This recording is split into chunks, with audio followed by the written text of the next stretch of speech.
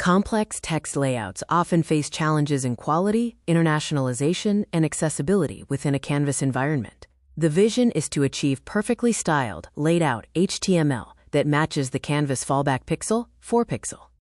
The motivation for HTML in Canvas includes handling styled data, like rich charts and axes, complex interactive in-game menus, rendering 2D surfaces in 3D scenes, recording HTML layouts to video, and applying WebGL shaders to raw HTML through compositing. The WCAG proposal for HTML in Canvas is built upon three main components: the opt-in with layout subtree, the drawing method draw element image, and the update trigger via the paint event. You can enable this feature today using the provided Chrome flag.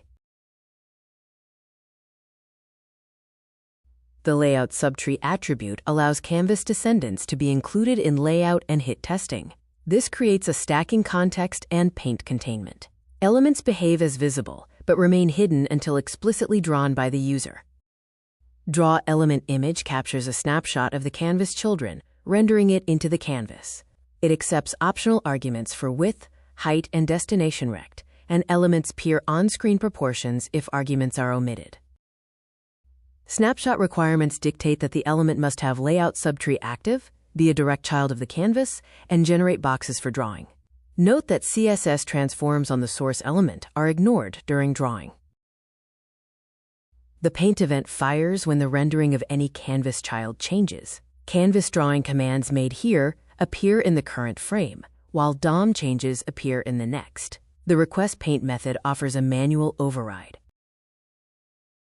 The API extends natively to 3D rendering contexts, allowing rich HTML menus and text to be applied as textures in WebGL and WebGPU scenes using text image 2D and copy element image to texture respectively. For maximum performance, UI snapshots can be captured as transferable element image objects on the main thread and sent to a web worker, allowing drawing onto an off-screen canvas. The synchronization challenge arises because CSS transforms are ignored during drawing. To ensure hit testing and accessibility work, the drawn canvas location must align perfectly with the invisible DOM location using a manually calculated CSS transform. Calculating the transform can be complex, involving the HTML block, CSS grid, and various transform matrices. Fortunately, a built-in helper method, getElementTransform is available.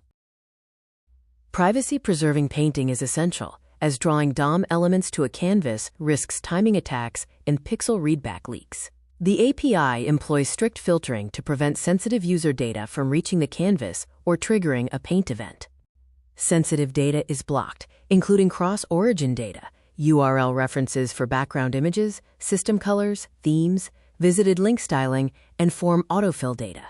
Allowed safe data includes scroll bar appearance, search text markers, and caret blink rate. Alternative update triggers like resize observer or a post paint and loop method have issues, such as expensive loops or WebGL command flushing failure.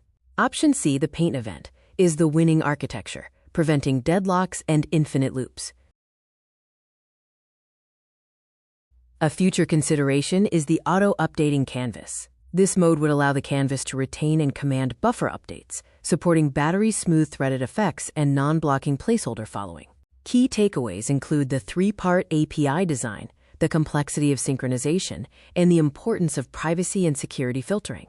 The goal is to bring the full power of the DOM to your pixels safely and efficiently.